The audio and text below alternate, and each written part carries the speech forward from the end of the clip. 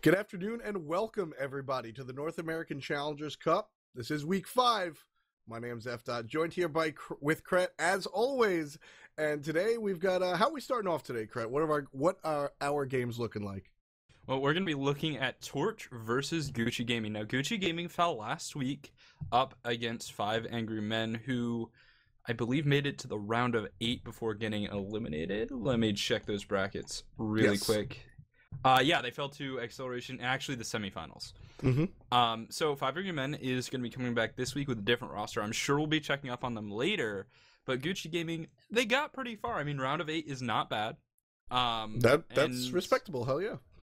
And they're going to be going up against Torch, a team that made it through the SPL play-ins. Or, well, didn't make it through the SPL play-ins, but made it to the play-ins. Yeah, they just barely got beat out. They were along with, who was along with them in the North American scene? Late Bloomers. It was the Late Bloomers, Late Bloomers have been vying for that 4th spot with Heroes and Zeros. Heroes and Zeros, and it's an interesting spot in that fourth place spot, so we'll take a look at that later. 5 Angry Men with that new roster, maybe some familiar faces. And now we'll get pulled into Torch Gaming versus Gucci Gaming. That Torch on the left is going to have first ban. They're going to get rid of Yanis. So let's talk about Yanis. I don't think he's necessarily ban-worthy in this first phase. It is, my opinion, Kret, on Yanis ban is it's completely up to your team. Yeah. When it came to characters like Zeus, we used to talk about that, how, like, is your team good enough at spreading out, avoiding the ultimate, dealing with the zone to really play against a Zeus? And do you have a plan to exploit it? I mean, you don't want to let something so powerful through unless you have a good reason. Exactly. With the Giannis, it's really, can your team respond to this? Are they practiced enough? And if they aren't, I think it's totally within your right to ban Giannis. Fair enough. We're also going to see Mercury, Geb, and Arachne go away. Arachne still has not actually been played in the Pro League. She has been unbanned in quite a few games. Let me take a quick look at the ban rate so far. She has been banned 6.7% of the time. I think it's like 5 times since her release. Wow. Yeah, it's 5 times since the beginning of this week. She's been banned out of 8 games so far. 9 now. Interesting note. We have seen Odin play, as we get Athena locked in for Torch. We have seen Odin play in the SPL. Odin and Arachne were both released into competitive play without being in ranked play first. And competitive players traditionally... They had a day in ranked. They had a day? Yeah, it was like, oh, we're releasing them into the SPL, and then the players were like, whoa, all right, you gotta put them in ranked. So they were in ranked for, I think, a day or 2. Not too much time. Enough. So it wasn't in ranked, and competitive players really only traditionally play ranked most of the time. So Odin is a simplistic character. Bird bomb, you activate the shield, you jump on them, and that's that. Arachne, a little bit more complex to figure out the nuances of the character. So you've seen her and you don't want to get hit for 1,000 damage with a single basic, or you don't know how to play her, so you just don't want to picking her. First phase of the picks are out. Athena, Apollo, Kukulkan for Torch, Loki, Nuwa, and Rom for Gucci Gaming.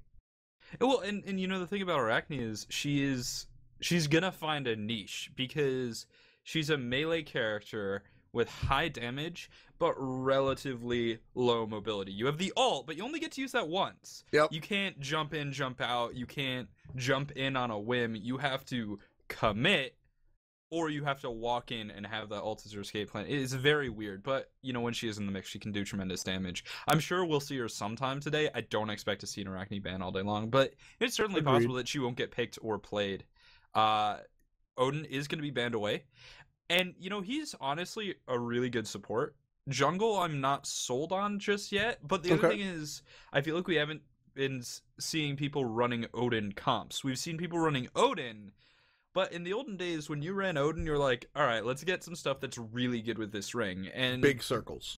The big thing is, original Odin didn't have all the bells and whistles on his ring. He didn't have the protection for his teammates. He didn't have as much CC immunity. Now he doesn't have any. Now he doesn't have any protections for his teammates either. And that means that the ring is a little bit more mercenary, back like it was originally, where having the ring on your team is only an advantage if you're the team that's better at exploiting it. Right. Yeah, it's a one-sided ability now. Yeah. I didn't like the Odin ban at first. but taking a look, secondly, at Athena, Apollo, Kukulkan, not characters that can really get out of the ring. So just sort of protecting themselves with that ban. Taking a look at the final comps credit, Gucci Gaming is going to take Loki, Noir, Rom, Bacchus, and Chuck. I like this. This is a hard-to-kill lineup. Yeah, it's very hard to kill. The weakest link is probably Noir, but that's very much dependent on your opponent's play to whether or not you'll die. Are your opponents going to do a good job of tracking you in the mist and taking advantage of the fact that, well, you can juke and you can be very slippery. It's a relatively small area you have to be that slippery nuisance. That said, Torch does have some nice AoEs. They've got tornadoes, they've got raw beams are fairly wide, they've got a stun, they've got a spin, etc. So they might be able to take advantage of this Noir, but everything else on Gucci Gaming has really strong disengage. And that could be a big deal. The thing is, though, it's really strong disengage reactively. They can't go into a fight and then back out. And that's really... That's a weird dynamic. Yeah, basically, I feel like Gucci Gaming is going to be exceptionally safe in the lane phase and even into a little bit of the middle game cret. And then as the game progresses, it's completely up to Torch to really, well, play their mechanics right. If Apollo can get good ultimates to make sure they can get into, Noir and Ram and they can take a look at that stuff, that might be an interesting point to exploit for them. Well, the other thing is, Torch's combo is, it's really all based around the sky. You've got Apollo coming in from above, you've got Athena coming in from above, and you've got Thor coming in from above. Like, you've got a team of paratroopers there. And Kukulkan and Ra are great characters to take advantage of that. Thor comes down, he can combo with Ra. Thor comes down, he can combo with Kukulkan. Very similar for Athena. Apollo, honestly, is pretty good setup for these characters, too, with his mez. So, and the knockup, sure. So there really could be a lot of combo potential. And the question is, will Noir survive? That is a good question. We'll see if that temporary removal from the engagement will be good enough, or if Torch is really going to punish this team. Stay tuned for the first game of the North American Challenger Cup Series, Week 5. Hello, everybody, and welcome to the first game of the North American Challenger Cup Week 5. Torch Gaming versus Gucci Gaming are our two contestants at the moment. Taking a look at Torch Gaming on the blue side, we've got Vinaroon playing in the jungle this time around on Thor. Tubular and Akura will be your mages in the solo and middle lane, respectively, on Ra and Kukulkan. And the long lane will be made up by Afghani and One Glance on Athena and Apollo. It's actually Afghan. The V is just for flavor. It's just one of those names, right? Where it's a silent V, unlike Reals X. Like X-Fats? Yeah, like X-Fats. But at the end. On the other side, we're going to have Gucci Gaming Nord the Savior playing support as Bacchus. Iron Mango is going to be your ADC. And hold on a second, this is going to be a 5-man roam finding a 2-man exploration squad. Just going to force him out, taunt onto Bacchus. It's going to force his belly flop. But he probably wanted to skill that one anyway, so not a huge deal. Schwimity in the middle lane on Noir. Loki played by Twisted in the jungle and Shock in the solo lane. Let's talk about Loki jungle, because it's nice to have a Loki that's roaming around the map, and that's where the advantages end. Yeah. You take a look at the players that excel with Loki in the professional scene, and it's pretty much Shingen Lazes and Annenster to a lesser extent. And the three players that I just mentioned are the type that can really exploit the true unpredictability of Loki, whether it's going invisible or what have you. That's what you have to do, because Loki's not going to win any awards for his clear anytime soon. Yeah, I mean, and so when you're talking about that invisibility, it's sort of unpredictability with the ganks, right? Like, the only warning you have is the sound of the stealth coming out of the jungle, and that can be a little bit of a warning, but not that much.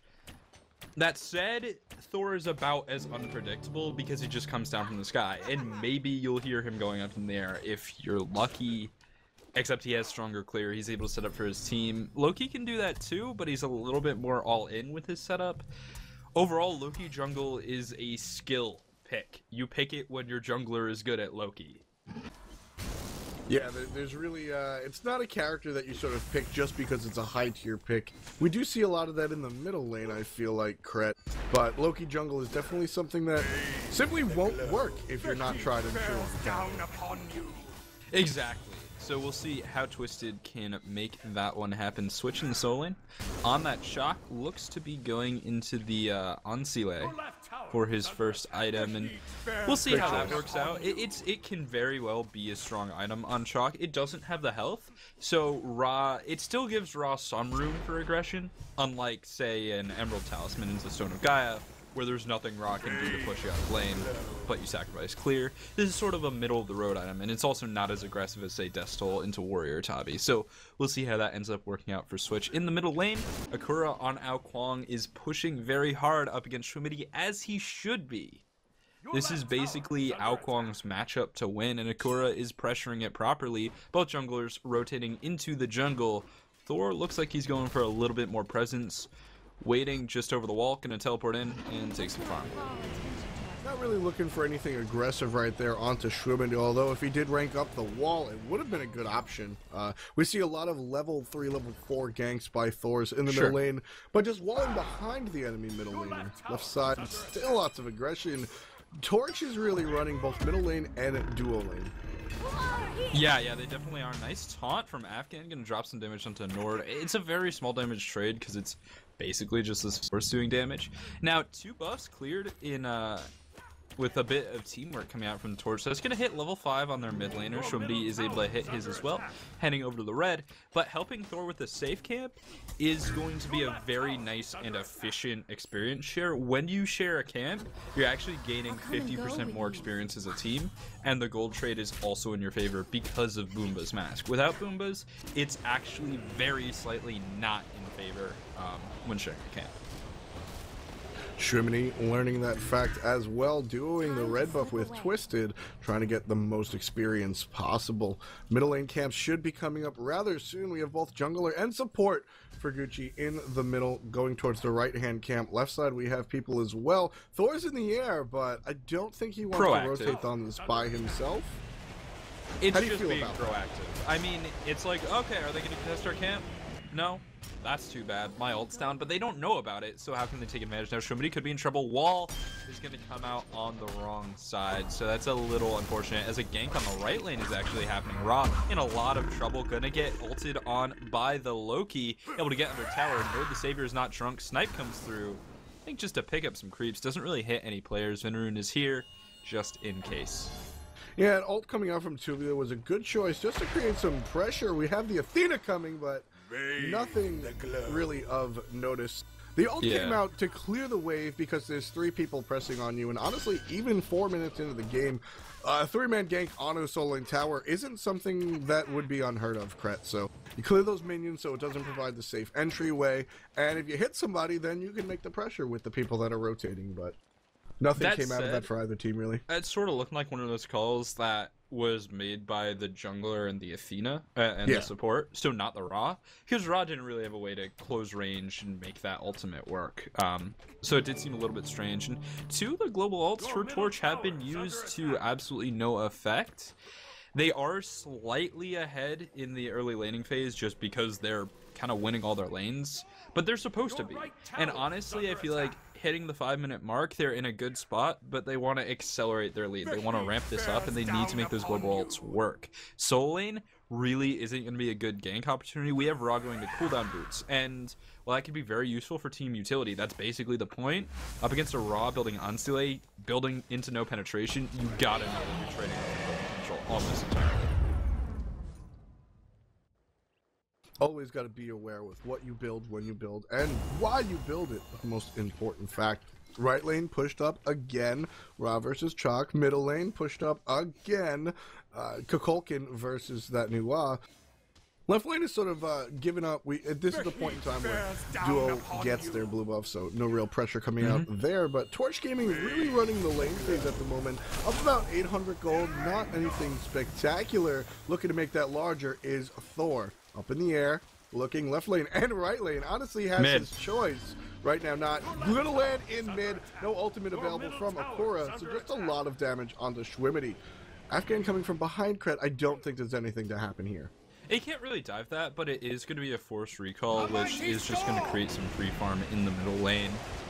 And it looks like the creeps will be pushed into tower. This farm will go to the jungle and support. It's still some experience for the team, but it's going to create a little bit of a rift between the mid laners, between Akura and Shumdi. Shumdi also going to cooldown boots, so sacrificing damage for more global presence. That said, it's not necessarily useful if you don't have a lot of pressure, right? Like, the idea is to lower the cooldown on your ultimate, but that's assuming that your ultimate will be useful every time it's up. Left side mid camps go to Torch, right? Are gonna go to Gucci. A little bit of aggression there from Kukulkan, but not enough really. So Gucci goes ahead and picks them up, no problem. Right side, Tubular are trying to make something happen because Switch is very low, but Twisted has found them out. A good ultimate over the wall. That'll be hold down for Loki, but he's safe. Tubular stuck between three members, including that Loki with no assassinate. Switch very low. He's gonna torrent out of there. Good use. Yeah. And he's safe again. Hit him with the switch up. So Gucci is just staying safe here, and honestly that's fine. They do have a weaker early game. They should look to find an advantage when their team comp can really go for that. Bacchus is going to be spotted out on a ward on the left hand side as he drops on the Gold Fury. One glance will back off, so no opportunity for aggression there. The big thing is we haven't seen a real nice Thor Wombo combo. There is huge potential for this, but it seems like Torch isn't making those proactive calls, and they're still ahead. They want to be more ahead going into 10 minutes and transitioning into the mid game. They should be looking for about 1,500 gold. Very much so, Kret. They're just playing it conservatively at the moment, which they don't need to. Exactly. It's never a poor choice. Well, it's very rare that it's a poor choice to play conservatively, but there are many times in a game of Smite where it's a better choice to be a little more aggressive, and now's definitely one of those situations for Torch. Akura is sitting between waves trying to figure out what he wants to do. He's pushed up his lane so much so that he can just wait on the right side of the map in case a gank opportunity arises in between these successive waves. Yeah, so Tubular on the right hand side actually starting to get into a little bit of trouble with Switch. Will still be able to kite the chalk a little bit, but now Stormcall coming out, getting low beats, using Law's ultimate, and the Thunderstrike. That's the first blood. Now in the middle lane, Shumdi could be in trouble. Will he be able to get under his tower? Yes, the wall does not connect. Beats used, nice double tap, but it's not going to be ranked up. And now Thor backing off. Tubular made a big mistake. He tried to trade with a chalk when he's not building to trade with a chalk. Yeah, building those cooldown reduction boots is actually a interesting choice. I really like it coming out from a solo lane rock. Gives you a little more utility. Sure. More heals can sometimes be a little bit better than more powerful heals, depending on how you guys choose to engage. And it's a fantastic choice. However, you have to be aware of the matchup. What are you giving up? Exactly. You're giving up the raw penetration, the raw, which basically translates to raw damage. A lot. So you just can't fight, especially when your opponent is building Onculae, which gives magical penetration. Yeah, that just nice amount of magic protection really just won the fight for Switch. And once he got his boots online, Raw could no longer really kite him. So it was just a nice, easy kill coming out from Switch, who's now going to have a level advantage and therefore a lane advantage. Getting aggressive on Tubular yet again. Switch is going to drop the Thunderstrike. Tubular getting low. Loki's rotating over. This is going to be a dead Raw yet again. Twisted coming out of the jungle. Assassinate. Aim strike. That's another kill. Gold Fury has been called from Torch. This is an opportunity for them to go for it. That said, Akura did recall at an unfortunate time. Afghan stunned out. Fog used. And this Gold Fury is not going to be free because when you're doing a 10-minute Gold Fury against a Rom, that's just the perfect situation for his ultimate. Definitely big time. Afghan does have Hog. Up in the air is Rom. Blind shot's not going to hit much of anything. Multiple globals coming out, really to no avail. 2-on-2 over in the middle lane. One glance trying to make this into a 3. Akora very low. Teeth trying to help him out. Not able. Last man ultimate, not going to hit much of anything. Entire team's here with the exception of Soul Lane at the moment. Hunter for Hunter is going to go good the way of Gucci Gaming, and Twisted fighting 2-on-1 in the backline. Afghan makes it away. Vineroon pushes Twisted, and now we have Schwimity and Twisted pushing this tower, Cret. We're not going to see a middle lane tower, but we will see a lot of damage. With Rom here, this could be a tower. Yeah, it actually might go down. I mean, Loki and Nuwa both have basically deployable creeps to break that backdoor contention. They're gonna commit to the tower and take it down. Loki did tank a shot to the base, but Thor wasn't able to do enough to turn that around. And Thor is really starting to get weaker. He hasn't gotten any kills. He hasn't gotten any assists. And what's the equivalent result? 90 seconds. Let's say you got it at minute 3. So how many ultimates do you have a chance? In the right-hand lane, Tubular in a lot of trouble yet again. Will be able to get away this time. Unless Twisted's ultimate is back up. Looks like it is. Assassinate under tower. No mana. Low health, but Akura's rotation is probably just too far away, and I think Twisted's just gonna walk away scot-free. Bad luck for Torch. No problems over there for Gucci Gaming, and that is a fantastic adjustment, Cret. This Gucci Gaming team hasn't performed poorly in the past weeks of the Challenger Cup, but we've definitely gotten to see them come from a much different place. Gucci Gaming watched how the solo laner for Torch Gaming would push up. The wards weren't in a safe spot. They weren't by his blue. They were up on the enemy blue, which means they could come from behind. They exploited it once, saw that it wasn't a fluke with a second gank, and then just rotated 3 members over because they knew that they could go for the aggressive dual lane Iron Mango is going to get taunted out. Belly flop 2 disrupt in one glance. Try and get some damage, but here comes the gank from Nuwa. It's all about these minions. Finds the root, had it on deck. Now Afghan will be intoxicated on the right-hand side. Looks like he's going to be the target as Apollo goes up in there. Afghan charges the preemptive strike, gets under tower, and Apollo flies away. Nice disengage from Torch. They need to do more of that, and Thor's now going to come in, but he's going to get stunned out, rooted out, and that's going to be the end of any potential re-engage. Schwimity. Right-hand side, though, Shock is going on Raw yet again. We've seen this before in Tubular. Needs to just play more defensive. Sit under your tower, bro. Yeah, Azariah needs to make use of that easy clear, that heal as well. Tubular only a level down, more like a level and a half. I would probably venture to guess. Sure. 12 to 13 in that solo lane. But Schwimity in the middle lane, I think, is who we need to talk about for a second. He has been using this root like another ability. This new WA play is out of control, not always completely successful. Wait, dive on the right-hand side, Stormcall coming out. Tubular avoids the thunder strike, but Schwimity secures the kill. And that's actually good. Giving a kill over to the mid laner, that's a lot of gold just given from a different lane. So, honestly, Swish didn't need that kill. Share. Share indeed, especially as we're just praising him on the broadcast. Schwimity's attention to detail with this route is so incredible. Every 6th basic, I believe it is. Yeah, 6th. Every 6th basic, you'll get a route on hit with your basic attack, and Schwimity has used that time and time again, really to completely control people in situations. Has 4 assists, granted global ult, but we've seen it make an impact in multiple fights, especially in that kill over on the left-hand side. Yeah, I mean, honestly, it's rare that you see a new sort of make that work, and so he's definitely planning ahead with that route and doing a pretty good job of it. That said, I mean, his minions have to connect multiple. So the reason he's going cooldown boost is he's going to rely on the shred from his minions to make it happen, which is fine in theory. But you have to really make those minions work and have them connect, and that's sort of easier said than done, right? So he's been doing a pretty good job, but we haven't seen that cataclysmic Nuwa burst early on in the game, and honestly, it generally won't be online for another 3 to 4 minutes. Now, on the right-hand side, there's a lot of pressure from Torch here, but when your plan is dive chalk, your plan is probably not a good one. Also, curious positioning as well coming out from Torch. Sort of like pushed up in between members of the team that they could see. So they put themselves in a pincer type situation all by themselves. Managed to get out, no problem, because Gucci really didn't know what to make of it. Honestly, kind of felt like a bait. Right now, right side, Tubular taking aggression again. 2.5 make that 3 members over here on the right side. Who gets the kill? It'll be Switch.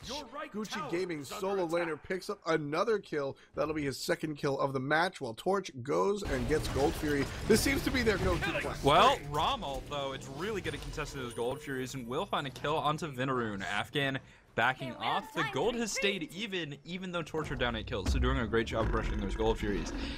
Now Akura in the middle lane could be in trouble. Assassinate, but Loki's just gonna land in a tornado. Akura out of mana, trying to kite in his tornado. Now gonna be flanked, but the minions explode a little bit too soon.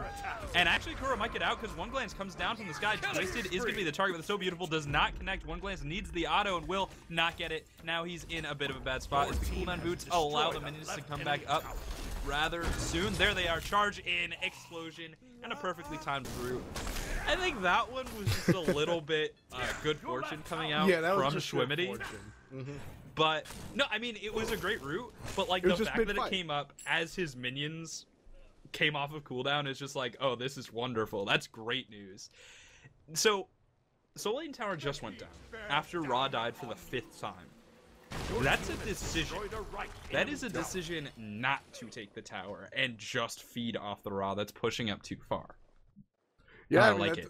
It's a conscious decision, 100% on that point, Cretin. You know, Torch Gaming's entire strategy thus far. There's 10 deaths on their team, and 5 of them are in the solo lane. They just sort of let Ra die and push Gold Fury. They've done it twice now, off of a three-person dive into the solo lane. Sort of let him just fall while they take gold. That said, as you said, it was previously even now going the way of Gucci, and positioning in the right jungle as well, going the way of Gucci Gaming, running this jungle now that they've got that both middle and solo lane towers down. One, you would be sorely disappointed that they're letting the Ra fall. But so let's talk about this Loki going into Heartseeker in the jungle. Now, Heartseeker on Loki is honestly a great choice because what you're looking at on Loki is primarily raw damage and penetration. Crit is a choice if you want to gamble on your RNG and secure higher damage, or just go for flat damage and always do the same amount every time. He's going to be going to Joden, so not looking for crit yet, and that's something that we'll see come out in his next item slot, that decision. But the Heartseeker, no matter what you're doing in Loki, is a great pickup because you want the movement speed because it helps you be sneaky, and you want the damage because it helps you murder people, and Loki really does 2 things: be sneaky and murder people. In the middle lane, this Kukulkan has been a prime target so far. He's actually gone into Aegis 3, which is so important to note because Aegis 3 is one of the best counters to Loki. He assassinates on you, you Aegis, and the real damage that's in that follow-up strike that's an auto attack with the backstab bonus, and the vanish and the aim strike doesn't do anything. Yeah, you're able to activate your agents while you're actually crowd controlling, while you're CC'd, so that's a big deal when you're trying to combat that Loki. All 5 towers to 3 at the moment, going the way of Gucci. Gucci actually has all 6 up. Didn't even notice that dual lane tower is still up, Cretin. Gucci Gaming really trying to make things work. Torch trying to force something, really. That was a force in the left-hand side for Iron Mango. And Twisted and friends are going to try and make this happen. Torch backing. They're going to be all right. And Gucci's just going to have 3 men deep for no reason. Honestly, that kind of could have been a pick, but actually it looks like it could be on an Afghan who will take the Intoxicate, preemptive strike away, but he's just going to find Nuwa. Nuwa looking for those auto attacks, finds the root, 1.5 seconds. Now Afghan getting lower and lower. Thor comes in from above. The Spear Tempest is not going to connect, and now Twisted in trouble will go down. Iron Mango getting turned on. The minions body block him in and slow him down. Will be exploded on. Iron Mango going to continue running away. Beads used, but he will fall off the Berserker Barrage from Veneru. Now Nuwa up in the air looking for kills and a little bit of a reveal to track where that Thor is going. Switch going to try and cut off, but slowed down by the wall, and likely won't get that kill. In the middle lane, Bacchus jumps in, but completely shings the Bailey flop, and that's probably going to spend the L. The end. He's going to hold that L. This engagement. Shouldn't take some damage. Will not die. 2-for-1 engagement going the way of Torch Gaming. That's what they need. They need a little bit more of that, whether it's counter initiates or straight up fights. That's what they want to do, and they're going to look. That's pretty much their first successful fight of the entire game, Fred. And they're going to try and get as much as possible off of it. Just pushing this tower, complete siege at the moment. 20 minutes in, only 2 kills for the team in blue right now. So they picked that middle tower up. Very important to them. And they're going to go and try to go to the left side as well. Chalk here playing defense. Not sure if it's going to be enough. Well, this tower is probably going to go down as Afghan tanks it. I want to come to an agreement here. Just something official for the Challengers Cup. Sakura gets engaged on by a Shock Thunderstrike coming out. Tempest to follow. Nicely played. Bacchus coming back in, and that's damage on the Afghan, who will get very low. Assassinate kills Akura, and now turning on to one glance as Afghan goes down. Thor's going to come in, but he doesn't connect with his ultimate one glance, trying to get out. The burst will not be enough, but Nua is going to clean that one up, as she can follow you in the air. Vinru jumped on. Beats forced out, and that's a win. That is a huge win for Gucci Gaming, and special hats off to Switch right there as Tubular on the left side of the map gonna get caught out again. Gonna find his way safe as Red Team rotates over to the Fire Giant. Credit to Switch. He aggressed 1v3 knowing, or credit to Gucci, because Switch aggressed knowing that his team would be able to back him up and complete the play that they just did. And that's gonna open up the Fire Giant, so good heads up thinking from Tubular has an ult. He's not going to get a kill, but he could get, or he's not going to get a Fire Giant, but he could get a kill. Gucci Gaming will take the Fire Giant, and now Tubular doesn't have the damage, taken down by Shorty really quick. Afghan unfortunately teleported in to try and do something, but that's probably going to result in his death too, as he is retreating down the middle lane, and it looks like Afghan is just a little bit too fast. Thor with the wall to cut off the escape. So what I was going to say, when Kukulkan is using the Sacred Dragon skin, can we just agree to call it Spirit Tempest? In memory, in fond memory. I love Spirit of the Nine Winds, but not on that skin. That is Spirit Tempest. I'm sorry. It's definitely throwing me for a loop or two there, Kret. Alright, it's agreed. I've called him. I think I might have called him Ao Kwang in this broadcast. Actually, Gucci Gaming securing their siege. Same. They didn't even change him at all. At least when they did it with Hoonbots, he had slightly different animations. But this is actually just Ao Kwang. It's sad. I love Kukulkan, but I miss Ao Kwang.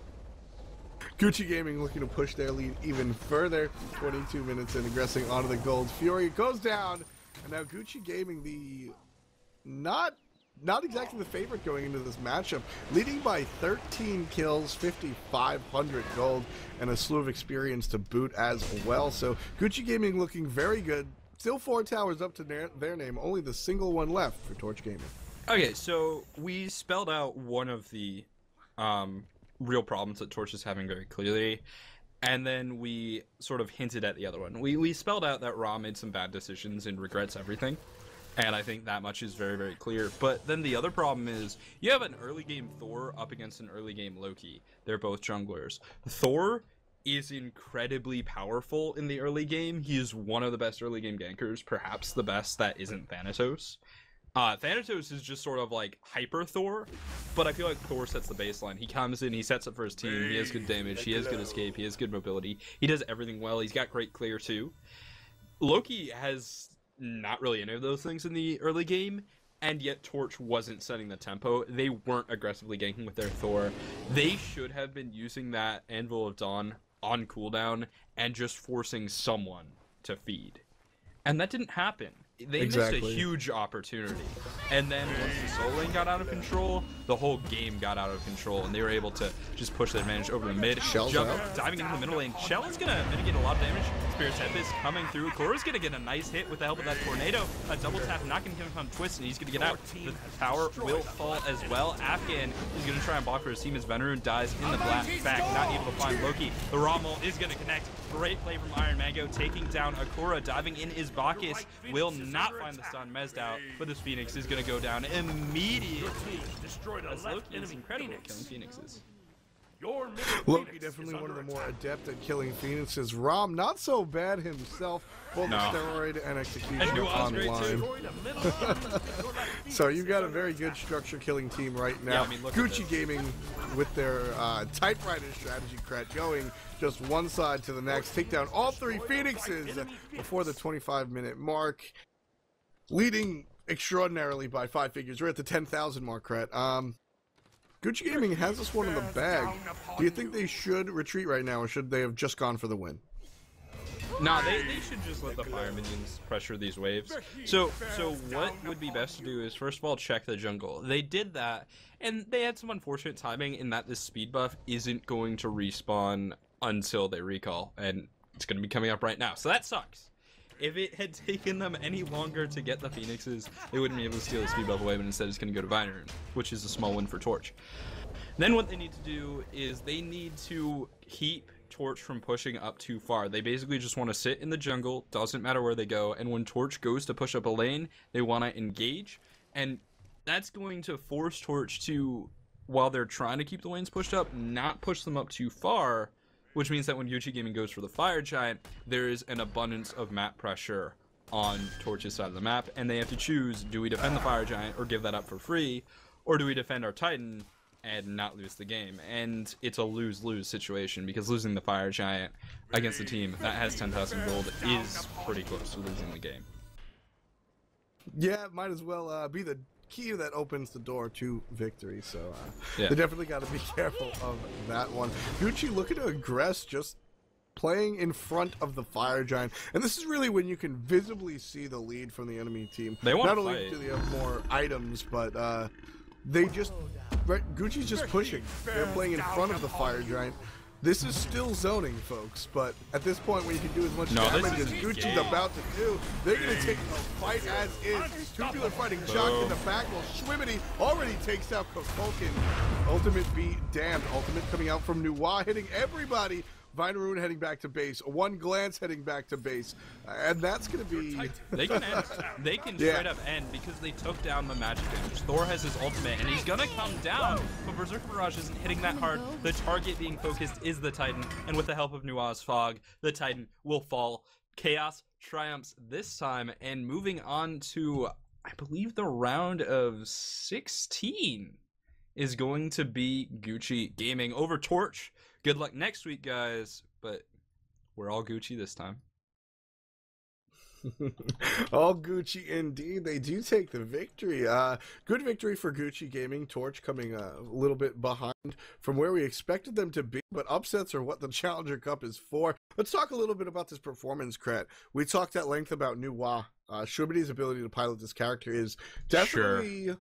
You know, we see a lot of Nuwa in SPL play, and there were other things going on that are a different conversation, but I loved the root play. I loved the mechanics of the minions. I think the build was on point for how far ahead he was. And I just really liked the Nuwa play in general, along with the Oncule start for Chuck. I think the Oncule was the smartest item he could have built. It worked out perfectly, and I feel like that's a little bit more Ra than Shock. I mean, Shock played it well, but the way that Ra played into the Oncule was kind of the wrong decision. He tried to get aggressive, but he didn't have the pen boots for damage. He had the cooldown boots, and when Shock finished his Oncule and went into the movement speed of the combat boots more than the damage or anything like that, he was able to actually take those trades with Ra. Ra was not able to kite, and Switch was able to get that solo kill first blood. That lane started to snowball very quickly, and Ra played the snowball wrong. You just have to sit in your tower, you have to safe clear, and he totally could have done that, honestly. I mean, Oncule is a good item, it won't help you dive towers. It doesn't have physical defense, and Chalk didn't... It also doesn't really have the damage to really help you dive towers. It's nice damage, but it's a supplemental damage. It's not Death Soul Warrior Tabi Joden's, where when you're ahead, you can dive towers because you'll kill them. But then, honestly, the other thing to me, and this is very much a team strategy thing, but it's a strategy based around the jungler. He wasn't Thor. He didn't do the early game ult and set the pace. The pace was entirely set by the solo lane, and it shouldn't have been. It should have been set by Thor, because that's what you do when you're a semi-global jungler who has a matchup advantage. Yeah, you definitely gotta play those roles correctly. Take a look at what you're doing and see if it actually fits the character you're playing, because roles vary from character to character as well as player to player. We're gonna move on to 10 more players. We're gonna take a look at our next matchup. Stay tuned. The North American Week 5 Challenger Cup has just began.